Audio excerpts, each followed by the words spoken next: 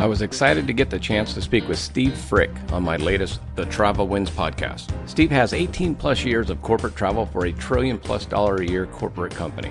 His journeys are by air and road, racking up the miles and traveler point privileges. His experience traveling as a youngster when his dad would be transferred as a sales rep for Xerox gave him a good head start in his adult travels. His pancake story is classic.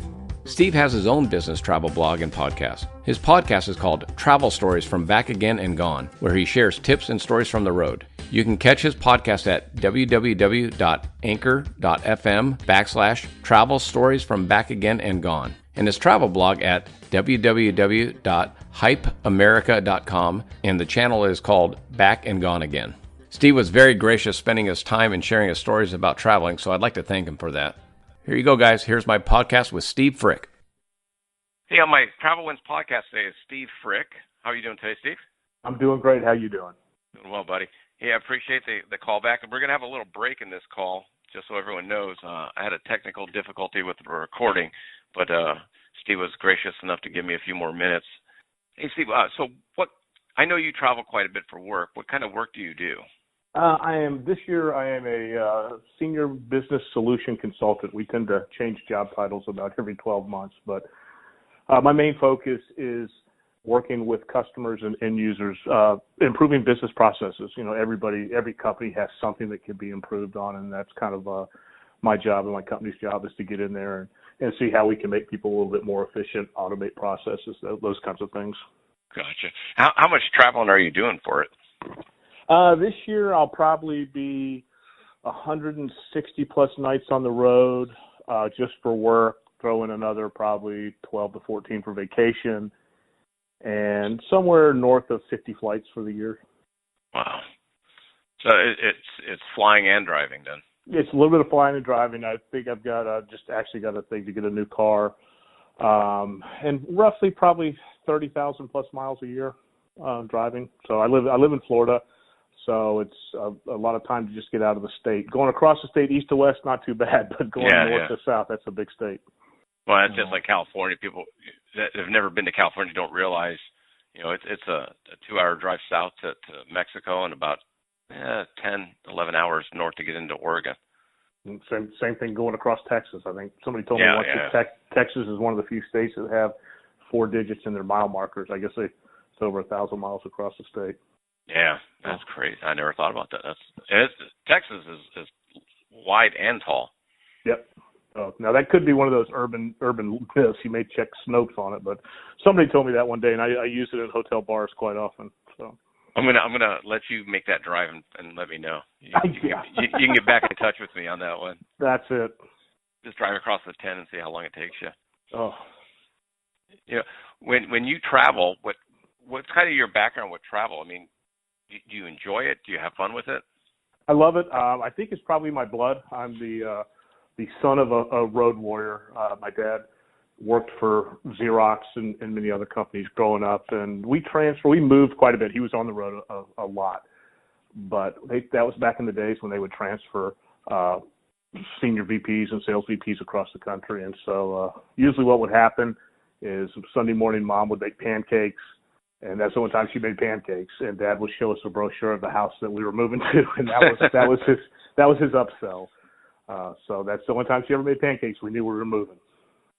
That was the sign of moving out. Yep, absolutely. I know that feeling really well. I came up similar background. With, but I didn't get the pancakes the way you got pancakes. Yeah, that was good. You know, I got the hey, we're moving. Okay. But you know, I think it helped. You know, just with social skills and all. You know, just I've got friends all over the country from growing up, but just being put into different environments. And I mean, we would move across the U.S. I mean, it was, you know, it wasn't just down the street; it was state to state. Well, and like for me, that was back in the day when, you know, a long distance phone call costs extra money. Oh. And so my dad's like, no. You're not calling just to say hi, you know.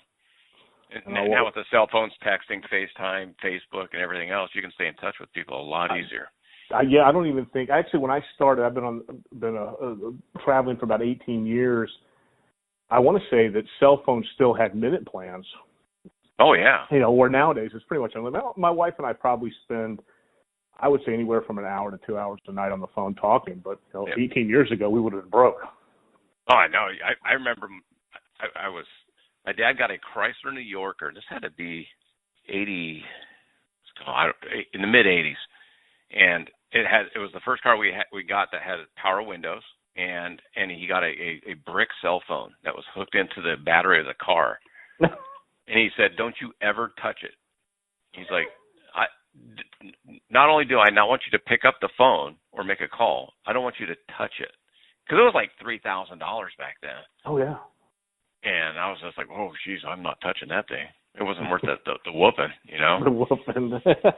I think one of my dad's best moves, though, when negotiating a contract they had a watch number, back in the old day that he could call back. So they would call. My mom would call asking the office for some fictitious person, and that was the signal for my dad to call her back. Well, I still remember traveling around and having the pager. Oh, yeah. I would tell the office, if I need to get off the road and it's important, just type in 911 and I'll call back the office. That's exactly. We had the same kind of nomenclature, but if it was super emergency or if the world was coming apart. I think we've come a long way in some respects, and in other ways we've probably regressed a little bit with the technology. But I think it's made us a little bit lazier in some ways. But like for me, I couldn't imagine going back to having a Thomas Guide map and no phone. I mean. No. I wouldn't want to regress that far back.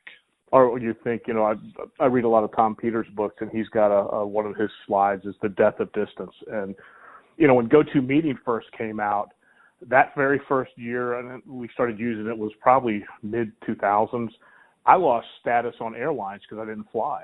Yeah. Because it was now so easy to just remote in and do something. So it's, the progression is truly interesting. What I find is like we've done some of the conference calls through my work, and to do a line review or that type of thing, and it's not the same. I mean, it works and you get it done, but I really feel just being in person, I think it would be difficult to do business over a conference call. Oh, absolutely. I would agree. I mean, we did a lot of remote computer support that way. But yeah, people still, I think people still like seeing eye to eye with somebody, eyeball to eyeball, and seeing personalities and body language and that kind of stuff. I mean, it goes a long way. Yeah, for better or worse, I guess. That is true. It does go both ways. I was just literally yesterday, I had an appointment in the morning, and the buyer of the second store couldn't make it down because an employee called in sick. So instead of me having a couple hours for lunch, I then had to drive about an hour north, the opposite direction, do a second meeting, and then drive it back an hour south just to get back to where I started. Oh. And it happens. It does. Well, but also I think, the as I call them road warriors, I mean, we're very flexible, and in things that would just cripple other people's days, we just kind of go with it, and and this is what you got to do to get it done, and it's over with, and it's time to relax. Well, I think, I talked to my wife because she's like, hey, so you're going to get a lunch break and get some stuff done? I'm like, well, no, but when I get home tonight, I'm going to have to do all my computer work and paperwork because the 2 hours I was giving myself for that is now gone. But you just adjust. You do. I tell people, we only work half days. It doesn't matter what 12 hours. So. Yeah. Well, I did 8 hours of driving yesterday. Oh man, mine was. I think it was about 3. We came in from Charlottesville down into Greensboro today. So I've been on the road. I've been on the road since Saturday. I left Orlando Saturday, flew to Charlotte, drove up to West Virginia, and been working my way back down towards Charlotte. So. Yeah, and I know with the conversation we already recorded, we talk about food, and you're a huge foodie, right? Oh, absolutely. So, how do you find the best ways to eat, or best places to eat at? Usually, I'll start with Uber driver or hotel staff because they're going to know the local places. Yeah. And then the fallback is Yelp. I mean, Yelp's pretty good. One of the guys at the office swears by Google. But he's a millennial, so I attribute it to that. But today for lunch, we were in Charlottesville, and the office manager told us about this place called Ace Biscuit and Barbecue. And it was right around the corner, and the guys out there smoking, and we had meats and two sides, and it was phenomenal. There you go. Well, yesterday I was, once I got done with my second appointment, I started driving back south along the coast, and I just went to the Santa Barbara Harbor and found a place to eat at there, a little cafe, because I was just about the view. Yep. The food, but you can't beat the view. Nope, not at all, not at all. But yeah, I do. We were in Greensboro tonight. We're I don't know where we're going to go, but we'll find some place. And generally, it's local. I try to stay away from the chains because I mean they're predictable. But I always like a little local flair. Yeah, I try and do the same thing. I'll just get off the road and see if there's a little taqueria or some kind of little. I'm watching the Gordon Ramsay show. Kind of freaked me out. The Kitchen Nightmares. Oh yeah. But for the most part, I'd look and see if they're a little busy and it looks pretty clean. You roll the dice. And it also depends. If I'm in Mississippi, if there's a ton of pickup trucks parked out front, it's good. Yeah, exactly. That's what I'm saying. Yeah, if it's a little busy, hopefully the food's going to be a little fresher. That's it. And, one of the guys at the office, his term is if the menu has more than 3 pages, they're selling you frozen stuff, which is probably true. Ooh, that's a good. Yeah, I never heard that, but that's pretty damn accurate. Right here is where I had the technical difficulties with the recording. Steve was gracious enough to help me re-record the intro, and I tried putting it together where we could, and about in the storyline where it ended off. So here you go, guys. Here's the rest of it. So I got something in the soup, and just basically to be nice, but I didn't finish it. And she goes, "Do you want to take it home?" And the hotel I was staying at in Port Arthur didn't have a refrigerator. And I was like, I'm just going to waste it. And she goes, "Well, how about dessert, honey?" And I go, I didn't finish my dinner even. I'm full. She goes, "Oh, that's okay, honey. But we'll put it in a blender, make it up, and make it a shake for you. And you can take it on the drive home." Oh, Lord. And I'm like, oh, my God. But that's what you want, though. That you want somebody that knows, hey, they know nothing about this food experience. Let me take care of you. Don't worry about it. And that's, and that's what those are those little nuggets and gems that you find that you're like, man, this is all right. And I literally shared it with nobody because there was no one in the restaurant. Just me, the waitress, and the cook, and that was it. Yeah. Oh, a couple people came in for pickups. They were doing to-go orders, but it was family night. So people eat with their families on Sunday nights. Yeah. That's Americana. Yeah. Like I said, I don't see that in California. California is just go. Yeah. Whatever night. I'm out of Florida, and it's sometimes it's God's waiting room because they're just all the retirees they're in no hurry. They don't like it when I call it that, but as I get older, I'm laughing so hard because my in-laws, who God bless them, she turns 80. My mother-in-law turns 80 next month, and my father-in-law is 83, 84, and so when we go visit. They want us to have dinner. Well, their dinner's at 3:00. Yep. So we go there because it's an early bird special. That's so they utilize their senior discount. Oh, it's the early bird special before 4 or 4:30 or something, and it's literally like God's waiting room, waiting to get into the buffet there. It is, man. My dad's early 80s, 83, 84, and boy, if there's a senior discount to be had, he wants it. They're on it. Yeah. Man, I get a free coffee. I'm like, Dad, you don't even drink coffee, but But and we go there, and it's about a 4.5 hour drive from Los Angeles to Vegas, depending on traffic and blah blah blah. They're like, hey, get here before 4. And we're like, well, we're going to leave when we leave. You know what I mean? It's like, I'm in my 50s. I want to leave when I want to, damn well. But if we leave too late, then they'll go have dinner without us. We've missed dinner time. Oh, yeah, it is funny. Yeah, they have the early bird special, and that's just it's go time. That early afternoon meal. If you want to go and you go at 8 or 9 o'clock at night, there's nobody in the restaurant, so you're good to go. Yeah, and there's literally 40 people in line, for the early bird special, and you're like, oh my God, and they're all God's waiting room. Yeah. And I'm like, oh, that's going to be us in a few more years. Yeah, well, we've already had that discussion because here they start senior living at 55. I just turned 54, and I'm like, I look at the old Seinfeld episodes or Boca del Vista, and I go, I'm not ready yet. So. Hey, but next year, just saying, you get the Denny's discount at 55. That's it. Yeah, and I get the AARP tote bag. I think is the other big allure item.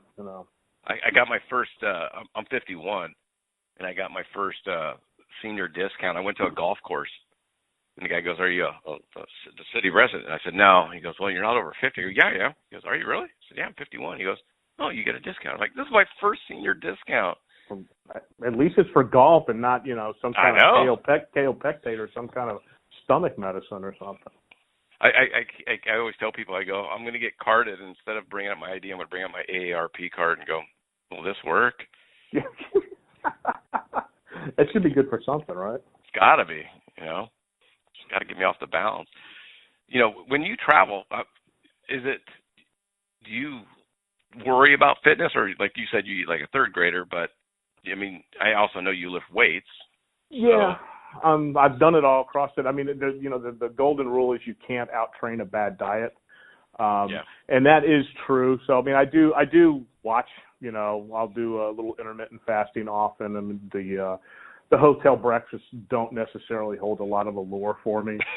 So, there's only those, the square eggs at the Hilton properties, and, the Hilton Garden Inn's not bad. That's probably my favorite because they will make you an egg white omelet and some of those things. But yeah, I do work out. I've got a couple apps that help me find gyms on the road, and I take a pair of exercise bands with me, which in a pinch will do it. But I do go to the same places, so I know which ones have a kind of a reciprocating membership with a local gym, or a lot of the hotels have actually stepped up their fitness center game quite a bit, and there's an app called High Five. I like to do CrossFit as well, so when you pull into town, it'll geo search out the CrossFit boxes.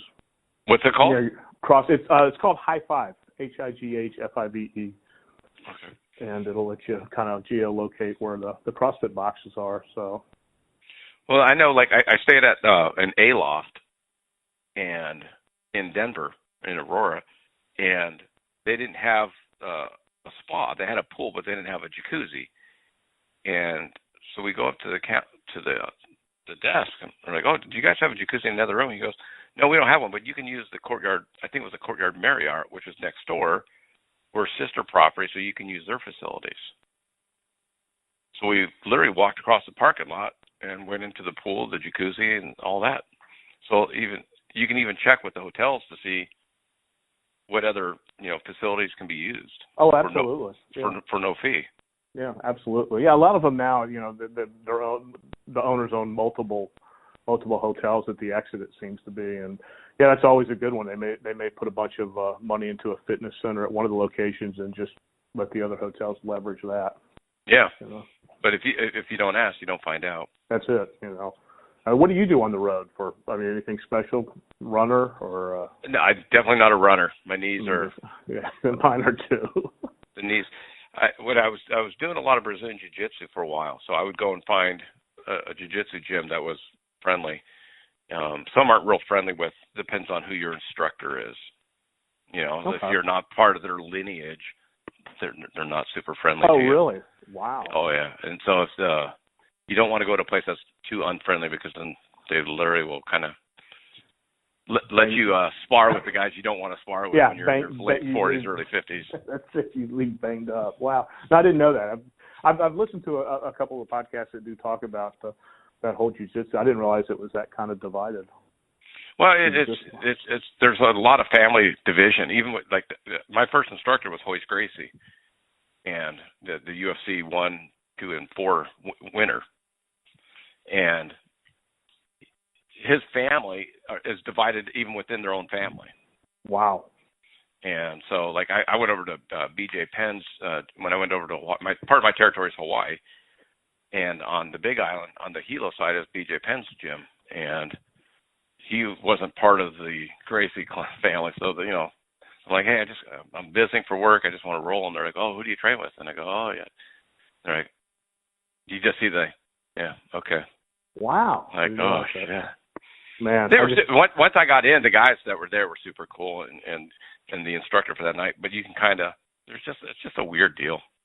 Wow, you mentioned UFC. I just actually picked up a book by Bobby Maximus. He's got a pretty decent training book out, and they've got a ton of barbell stuff that I've been doing in the hotel gyms. Most gyms have a fairly decent set of barbells at a minimum. So I do a lot of, but when I'm in the hotel, I bring the bands with me too, and I just got back last night, and so I'll bring. I got one of the heavy ones, so I can do upper body. I can do squats, reverse squats, and lat pulls, and just to get something because I drive. I was in the car for 8 hours yesterday, and you get out of that position, you're like, oh.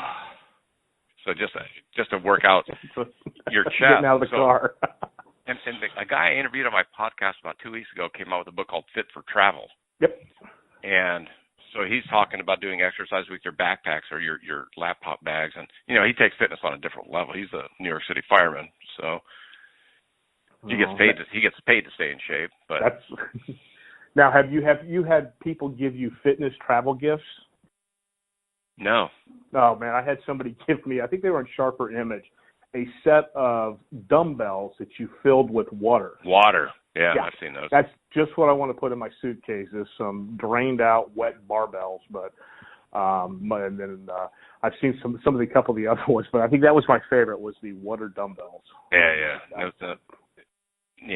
I like you said, one thing I've found, like when I go down to San Diego, the Ayers Hotel I stay at down there has an agreement with the local gym down there, and so it's a smaller workout place. It's not like a 24-hour fitness or Planet Fitness or whatever, and I think they charge you $4 to go work out instead of the $10 or $12 visiting fee.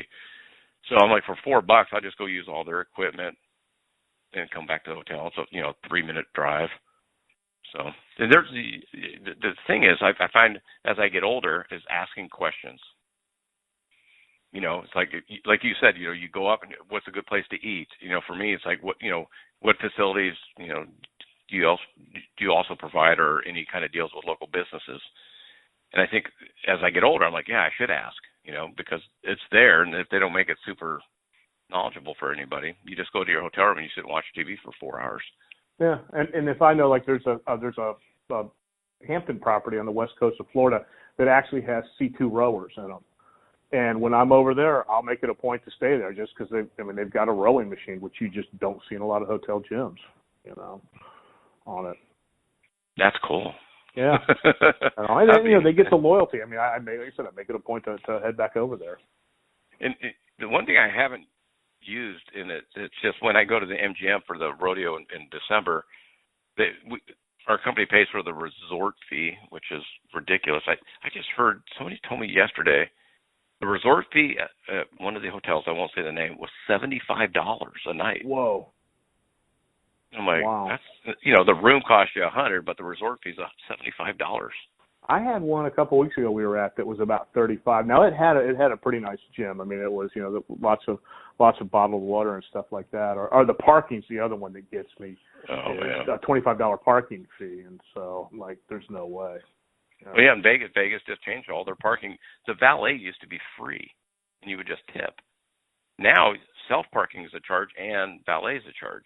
Wow. No, I do a lot of Uber. I've gotten more. Actually, my wife and I were in Nashville about 4 or 5 months ago, and we had planned to do the whole trip on Uber just because I just didn't want to pay $25 a night for a parking fee, but we ended up renting a car last minute. So. Well, what's your favorite car rental? We're Hertz. We've got a national contract through Hertz. So, okay.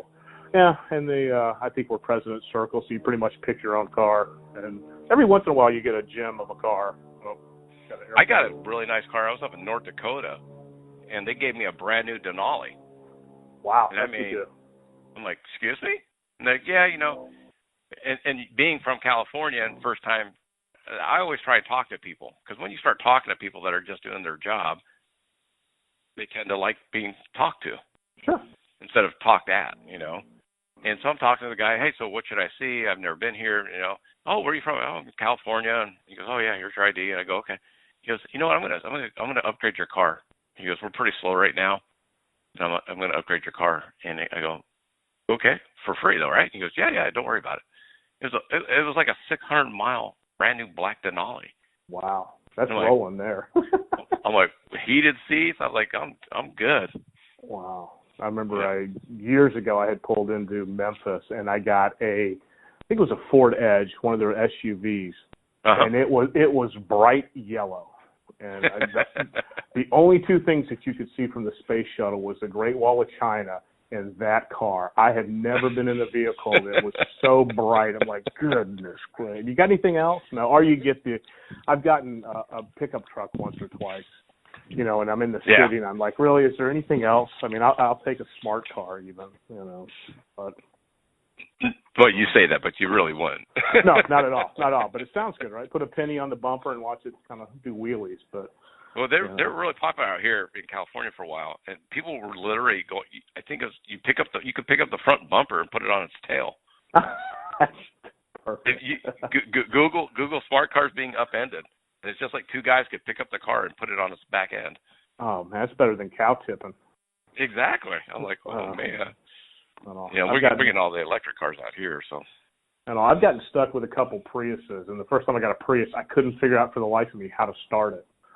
I just sat in there like pushing buttons and finally got it going. And it was like driving a golf cart when I was little with my dad, and I'm like, oh man.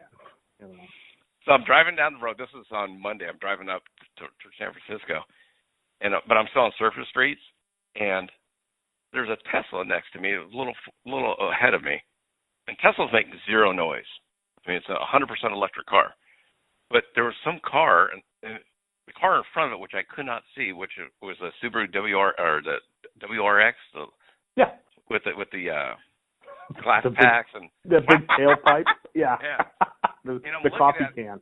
And I'm like, I hear the muffler through my window, and I'm like, I look over and it's a Tesla. I'm like, what? There's no way that car is making that noise. Unless the guy I thought he had hooked up, some kind of sound system because I couldn't see the WRX.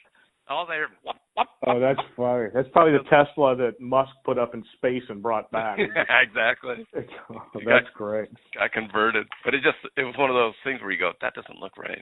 It's not supposed to make that kind of noise. Oh, and the one thing I liked about your page and even like your Instagram page, you're an observant person.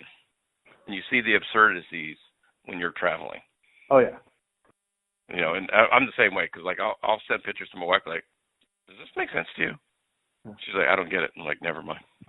Yeah. Well, one of my classic lines is, a flight gets delayed and everybody starts pulling out their phone and they're on Twitter going, Spirit Airlines sucks. I'm on the phone getting my flight rescheduled, but they're just they pick up the weirdest stuff. I mean, it just Well, airports in general are just great for people watching. Oh, they're phenomenal, especially the Orlando airport. I mean, I fly out of here, and coming in, you got all these kids that are excited and just raring to go. They all got matching shirts, and then flying out on Monday morning, the parents are just totally wasted. They figured out they just dropped $4,000 over the weekend. The kids are banged up, and just it's definitely a contrast.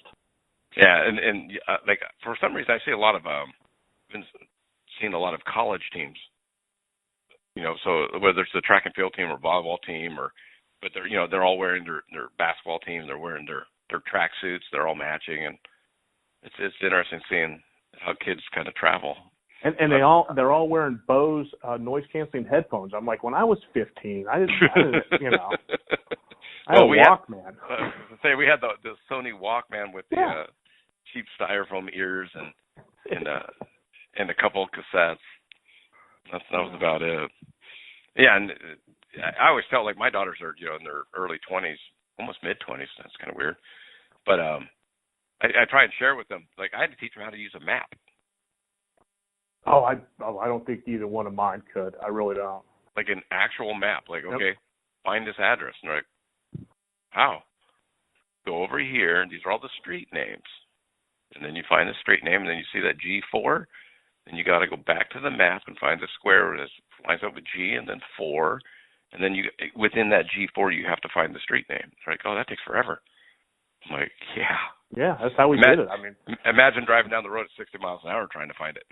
And then when we had MapQuest, that was a big deal. You could print out pages of MapQuest. MapQuest is huge. Yeah, but because I used to buy the atlas at Sam's every year, to get the good. updated roads. Yeah, and then we got MapQuest, and then we bought.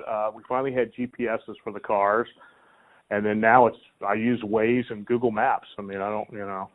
It's so frustrating because I still have my GPS in my car and I don't use it anymore. Yeah. I don't want to throw it away. Yeah, my wife just bought a new Jeep and they wanted like $500 to enable the navigation package. I bought her a pop socket and a hanger, and I go, here's Waze. You got your navigation system. You're all set. But it is nice when you travel. I don't know how many rental cars you've had where it syncs your phone. Oh yeah. Because when I went over to Hawaii for my accounts over there, I got what was it? I think it was a Subaru. And all of a sudden, the map came up on the dash, like where I was at, because I was using my phone. And all of a sudden, I'm like, hey, that's my phone. And all of a sudden, I listened to music. It was awesome. That's great, yeah. They've got, I actually, when I pick rental cars, I know, like the Sonatas will pair with my phone. I've got a Fusion for a personal vehicle. I know that'll work. And so I do actually, I'd rather have that than rolling around in, a bigger car or anything. I'd rather have the functionality of being able to use my phone and things like that and the Bluetooth. Exactly. On one of your podcasts I was listening to, you had I thought, in my advanced age, a funny story about a younger person that was new at the company or whatever and was flying and doing the connectors and doing all that to try and get his points built up. Oh, yeah. Instead of driving the 3 hours. Yeah. I call them the baby road warriors. I mean, the first 6 months, they're counting hotel stays. I need 8 more stays and I'm platinum. I'm like, you know what? In 12 months, you're not even going to, it doesn't matter. You just make sure that you got credited for your points on it. We had one guy that we hired, and the running bet was we wanted to see how much weight we could put on him. It was a cruel bet. But, and this is an honest story, he was with one of our guys, and they were walking across the parking lot, and the button popped on his pants.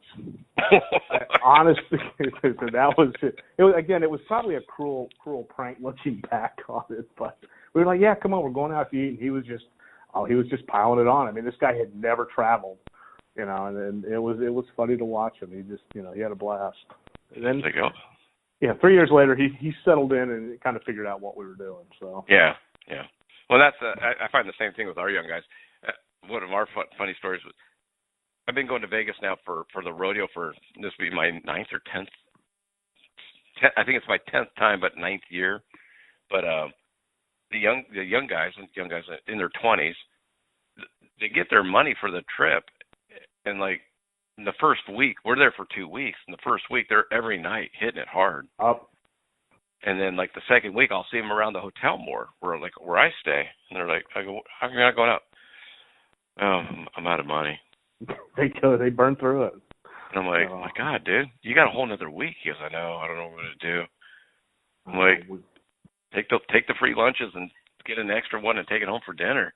Yeah, get it. That's exactly it. Or the other one is, we pretty much have a rule. We do a couple big events, and it's fun to watch these new guys. And the general rule is you could do what you want, but you need to be on the floor the next morning. You've got to be there. We had one guy that he's on the floor, and we look at the side of his face, and he had the dimples from the sheets down his cheeks. And I'm like, oh, Lord. I mean, he was literally green. But it's fun to watch him. I mean, I'm sure I did that my first year or two on it, but now I get more enjoyment, just like you're saying. Next thing you know, they're headed over to the ATM or they're calling their wife saying, hey, I need more money. 3 days in, what'd you do? I tell my people the same thing. I was like, look, we're in Vegas for 16 days. I don't care what you do at night. Yeah. I don't care. At 9 a.m., be at the shuttle bus, and let's go to work. Yep. And we have one person that works for us the last couple of years, and she's had several nights in the 2 weeks where she didn't go to bed. Oh, goodness. I couldn't do that. And I'm like, God, it must be great to be in your 20s again. We call it Listerine breath, where they've got the toothpaste mixed with the booze from the night before. And you're like, oh, goodness. Yeah, and I'm like, I go, hey, as long as you show up for work, I don't care. That's it. Just, be brief and be brilliant, but be there. Yeah, and that's they seem to learn. This one person doesn't seem to learn though. There's always one, yeah. Every year it's the same thing. Like, well, okay, let's go. Yep. Are you good? Yeah, I'm good. Okay. Yeah, man, just looking at that hurts. I can't do it. I'm the same way. I'm like, yeah. I have a couple of nights where it's like I'll go out a few nights, and I went out with some of the young people to a concert, a low cash concert. It was over at the Mirage, so we took a shuttle bus over, and the limo bus, whatever. It was like 20 people, and it was like 11:30, and I'm like, I'm out. I'm done. Yep. I'm Ubering back, and then I come back, and then I'll see the young people, and they're like, "Hey, where are you going?" I go, "Going up to the room." Yeah. They're like, "Oh," I go, "Where are you going?" "Oh, we're going over to the Mirage." I'm like, "Oh my God, you're just starting." Yeah. Well, one of our other rules is you don't go to the third bar. You can go to one bar or two bars, but where the wheels comes off is when they go, "Hey, let's go to this third bar," and that's when the shots, because they never start the night with shots. They start with beer, and then in the night with shots or something crazy, and you can't do that. You got to work in reverse. But I do. Yeah, I work in reverse. Last year, Cowboy Troy's one of the endorsees that we have. Oh, I love him. Yeah, he's a great guy. I mean, on a personal level, he's one of the good guys. And so we did a contest winner, and so we go to the Redneck Riviera, which is John Rich's bar on the Strip, from Big and Rich. Yeah. And so Troy was there, and we got the contest winner, and I'm doing my shots there. And I'm like, let me get this going. If I'm going to do this, let's get it done early. And and so we did a couple of shots there, and a couple of tequila shots and some rum, and let's get going. Then we went back to the MGM where they had the Gold Buckle Zone, which we helped co-sponsor, and I was cooked, and people were just starting, and I'm like, man, I am done. Yeah. Done. And Troy is a professional drinker, so I can't. We have a couple of those. Well, I can't keep up with a guy at 6'4", 240 and parties for a living. Come on. Yeah. They have a hollow leg, is what we say. That they just pour it down. And he admits to it. It's not. Oh God. He's like, he had one guy, one of the contest winners, like, I'm going to drink Troy under the table. And Troy looks over and goes, nope. Yeah. Okay. He looks at him and goes, nope. It's like, that ain't happening. Yeah. So, it's how much mentoring do you try and do with the younger, up and comers or? Quite a bit, but you know what? I also learn a lot from them as well. I mean, it works both ways. I mean, some of these millennials, they probably get a bad rep for some of their work ethic. But I learn a lot from them. I mean, some of the different viewpoints that they bring in. But yeah, I'm always willing to help people. The first time we all go to Vegas for a show, I tell them, don't buy new shoes, buy something comfortable, bring chapstick, stay hydrated. I mean, it's, coming from the East Coast to the West Coast, I mean, it's a completely different environment. And it can make it tough. I try to stay on East Coast time, which, can make it rough when everybody wants to go out and party and it's 8 o'clock your time and 11 o'clock my time. But for me, that works. I just, it keeps me from getting jet lagged on it. Oh, that's a good idea, actually, but that would be hard. Well, it's tough coming the other way. Now, we have guys when we come out the other way I think it's rougher on the East Coast guys the West Coast guys coming out east.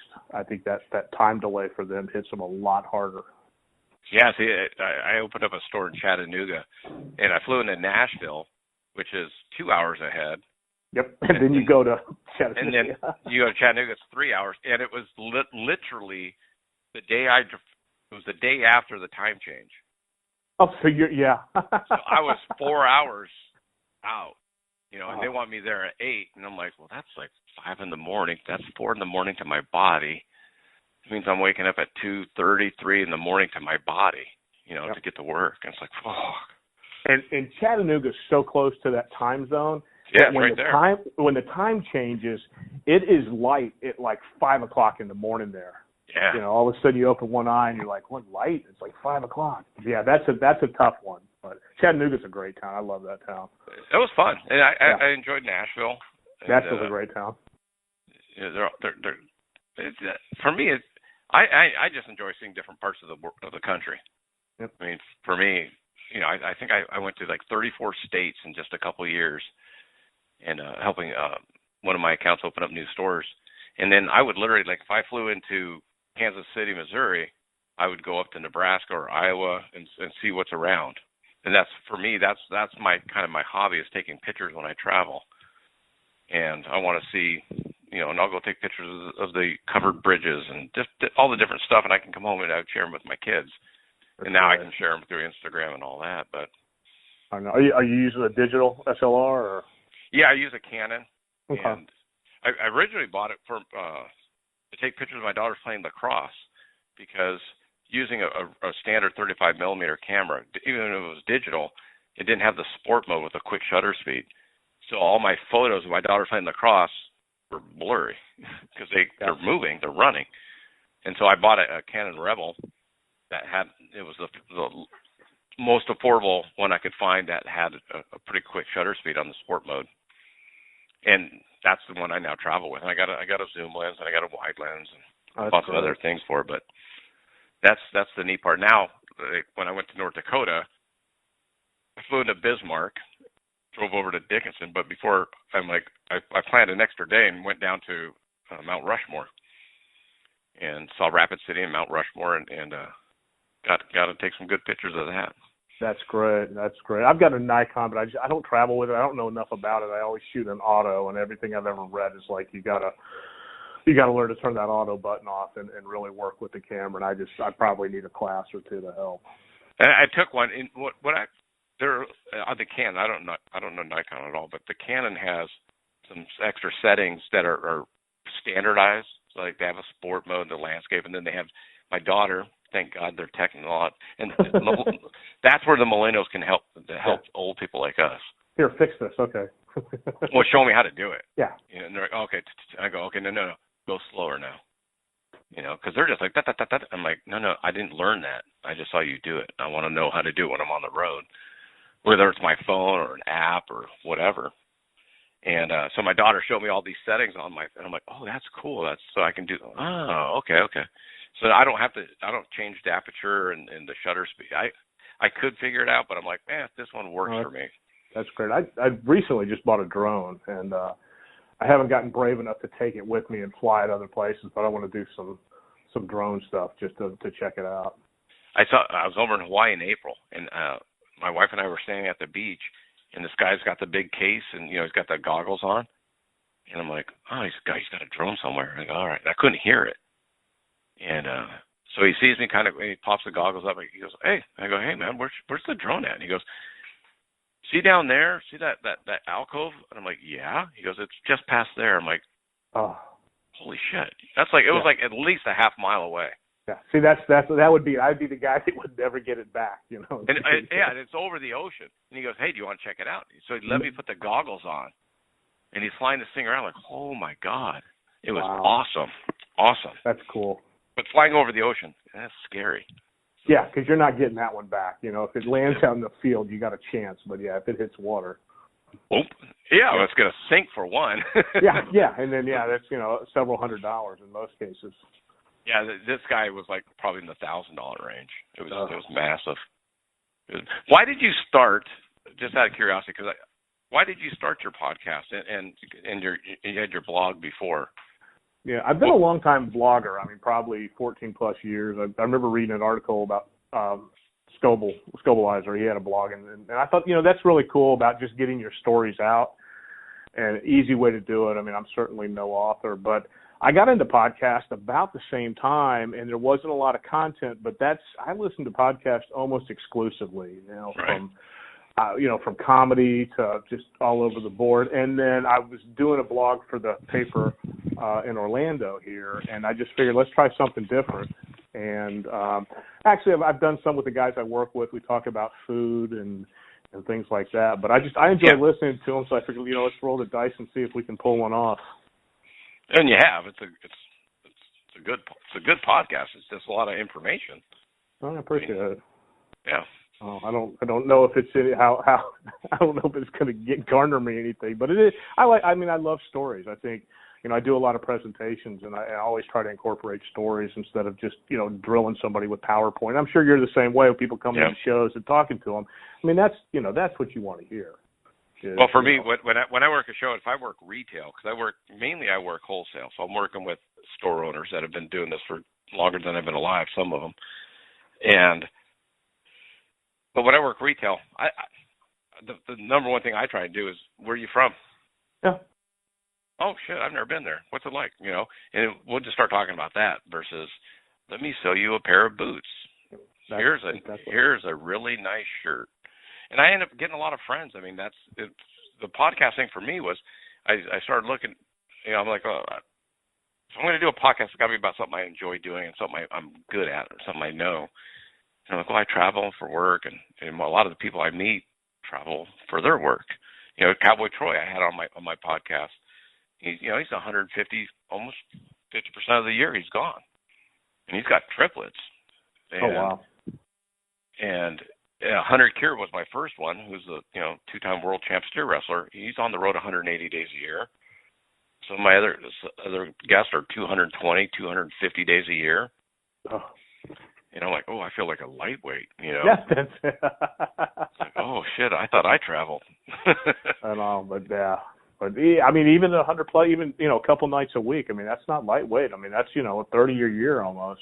Well, no, I'm doing 120, 150. But you talk to somebody that did 250, and you're like, that's insane. I mean, that's like coming home on Fridays. Now, one of the guys I work with is single, and he's probably close to 200. But he'll be someplace on a Friday and just go, you know what? I don't have any pets. I don't have a wife. Let me just hang out here for the weekend. And he just cash in a few thousand points or something and get a room and just kind of hang out. So he's really enjoying it. He's taking time to spend time in DC, and he really has grasped the whole road warrior concept.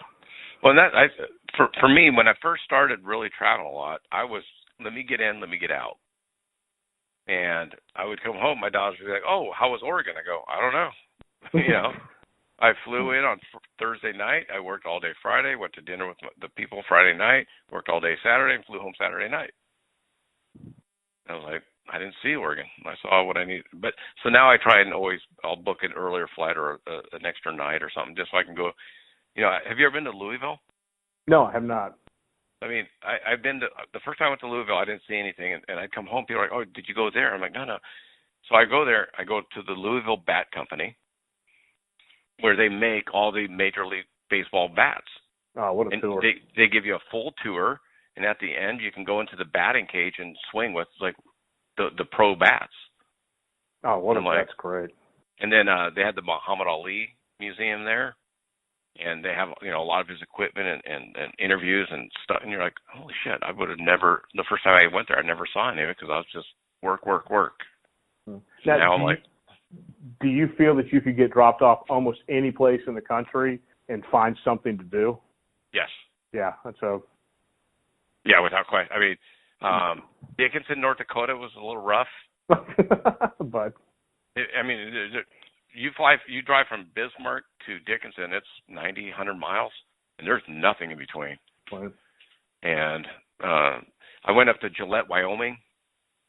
That was a little sparse up there. But, you go to Gillette, if you remember the Close Encounters movie? Yeah. The mountain is just about 45 minutes northeast of there. Devil's Tower. Yeah. Yeah, it's right there. So what I always do now, if I'm going to go to Jackson, Mississippi, I'll look up and start Googling out to see what to see, and the TripAdvisor.com will tell you different things to see, and cave tours or something like that. And you're like, oh, I would have never seen that. So I'll if I know I'm going to a place I've never been to before, I'll definitely Google and see, hey, what can I find? Yeah, absolutely. My wife and I just did a trip in July, flew into Richmond, rented a car, and we went up through Charlottesville, up through the Luray Caverns, and then down back towards Yorktown. And she's like, how do you do that? I said, yeah, you get out TripAdvisor and you start Googling and you kind of plan. I mean, I think we drove at most maybe 2 hours a day. But it was great. Had no real set plans. Yep. And just kind of played it by ear. I worked I was in Winston-Salem North Carolina, and we had an extra day, so I'm like, well, I'm going to go up to Virginia and see what I can see. I did TripAdvisor. I literally just started driving. Yeah. And there was a river, and I was like, oh, I got my camera. So I go out to take a picture. There's this big tower, and there's no windows. There's one little door at the very top, and it's probably 50 feet tall. Rock, like an old rock tower. And I, well, let me see what the hell this is. So I get out to take pictures of the river, and the guy, the state park guy's there, and I go, what's the thing? He goes, oh, we'll go over it. We're giving tours right now. I go in there. It was a shot tower. I'm like, what's a shot tower? Boom, exactly, right? So I go in there, and you look in it, and it is a hollow, just a hollow tunnel of a. It looks like the Washington Monument. It was probably 12 foot by 12 foot and hollow. But you look down, and there's a hole that goes down to the water level. And I'm like, so we go up there, and it's how they used to make shot for buckshot. And so what they would do is they had a staircase, and we went up to the top, and I'm taking the tour. And what they would do is up at the top, they had a molten, like a vat, and it was where they heated up the lead. And then they would pour it down, and they had different size sieves, different hole width dimensions. So the lead would go through, and then it would, as the molten lead is dropping down the tower, free falling, it would spin, and then it would hit the cold river water, and that's how they would make shot for the buckshot. Get out of here. And they said that it was the oldest buckshot shot tower in the United States. It was like, they had some older ones that were still there in England, but the guys that came over from England in the 1700s started making these shot towers. I said, well, how did they know? I mean, I think it was 82 feet or something once it got down into the riverbed. And how did they figure that? Like, that's, he goes, trial and error. Whoa. Because it had to spin just enough times, rotate enough as it was dropping, so when it hit the water, it would freeze and cool off at that. And they had, like I said, they had different shots. They had the trays there and all that. It was cool. That is cool. And it was literally just doubling back on an off-ramp because I saw the river that I wanted to take pictures of, and I'm seeing the oldest shot tower in the United States, and learning what a shot tower was. Yeah, you'd kill it at trivia night at Buffalo Wild Wings if they ever did that. Well, I, as my wife often tells me, I have way too much useless knowledge. Oh, that's me. Absolutely. Yeah. I probably couldn't solve a complex math problem, but yeah, I can tell you where to find chicken wings. Yeah. And what's the asbestos rating of drywall? Why do I know that? Yeah. Like, you know what I mean? It's like, yep. So, but that's for me, that's the fun part of traveling. Sure. If I hadn't booked that extra day, I wouldn't have gone up to Virginia. I wouldn't have seen that. Yeah. You'd never know it was there. And I would never know what it's like to get out when it's 85 degrees and about 90% humidity. Oh, yeah. It was a tough summer up there this summer. It was just like, we were going through 2 shirts a day just walking around.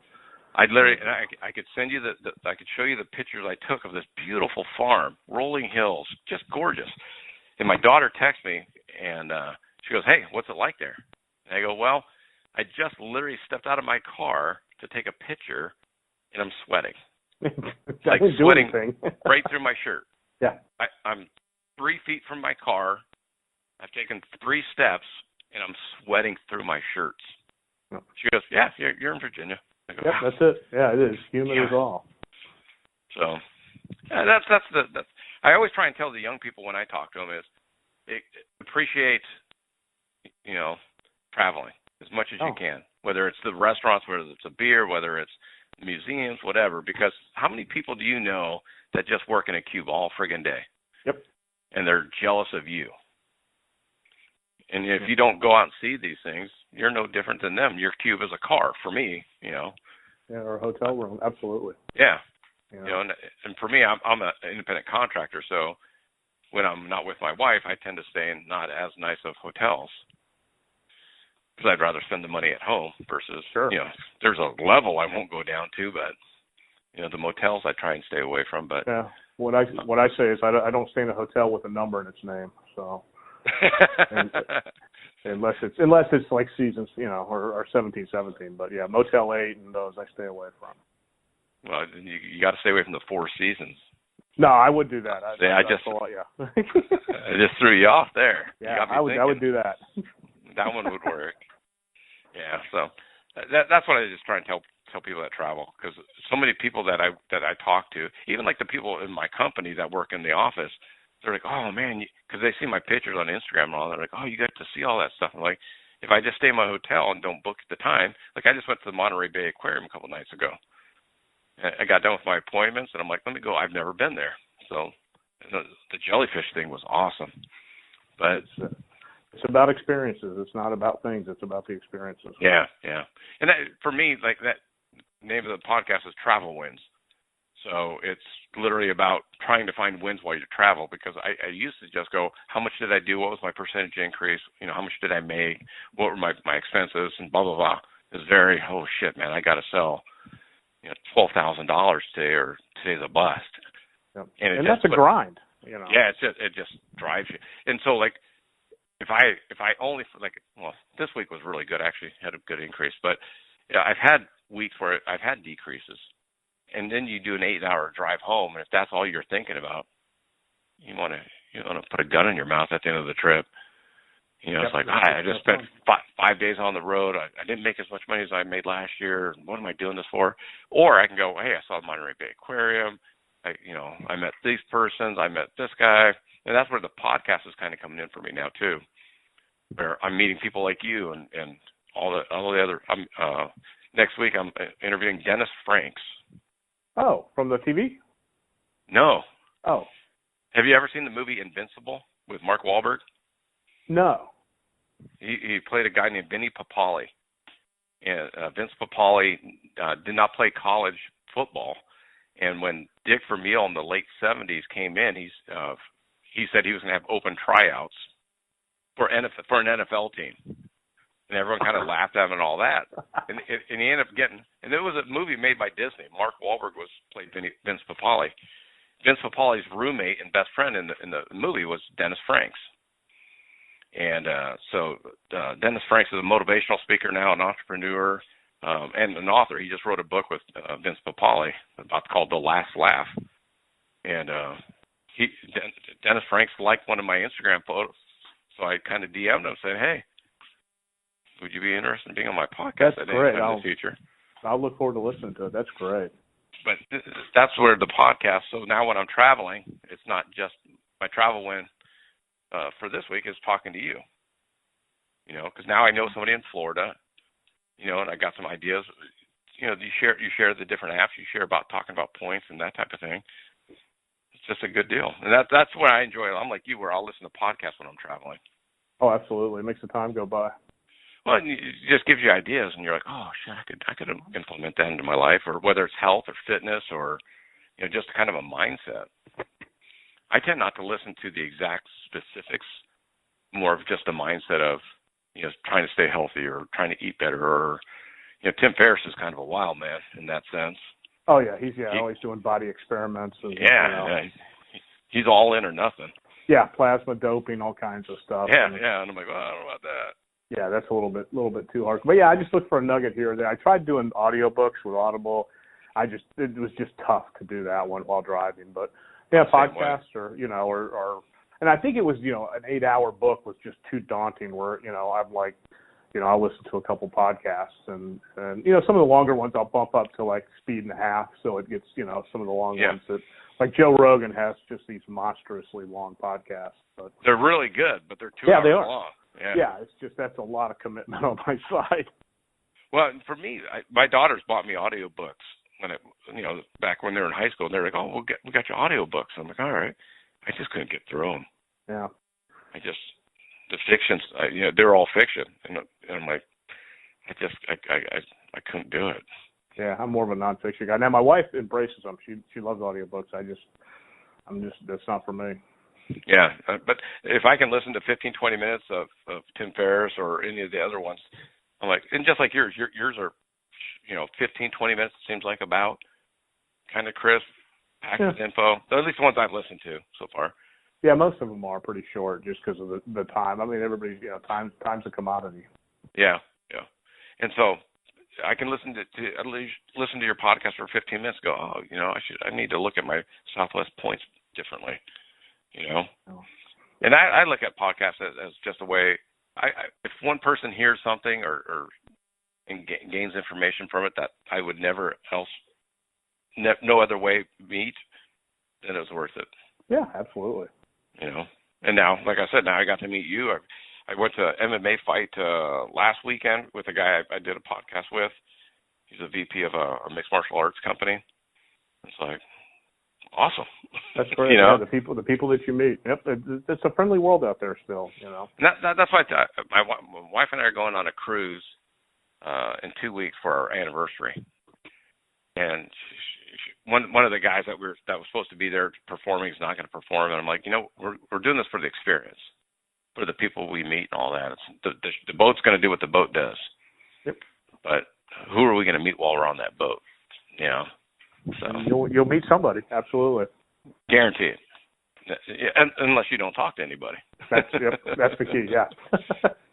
So what's the best way for people to find your podcast and how to stay in touch with you? For the podcast, it's Anchor, and it's travel stories with Back Again and Gone. And then if you want some written content, check out Hype America. And then on there's about 3 or 4 of us that write, and just look for me on Back Again and Gone there. It'll be the pictures with the airplanes. You'll see it on the landing Southwest pages. airplanes. Yeah, the Southwest airplanes, man. I'm indoctrinated. Yeah, buddy, I know that one. No, me too. But I'll put the links in the podcast description as well, so people can check you out and listen to your podcast. A lot of good info. So I'll let you go. It's a wonderful Friday for you. All right, Pete. Well, thank you. I appreciate it. Anytime. And if you ever want to, I'll try and get you the MPEG so you can put it on your podcast if you want to as well. Absolutely. I'll cross promote it by all means. You got it, buddy. But hey, thanks again for your time, man. And have a great weekend. You too. Be good. All right. Thanks, Steve. Bye-bye. All right.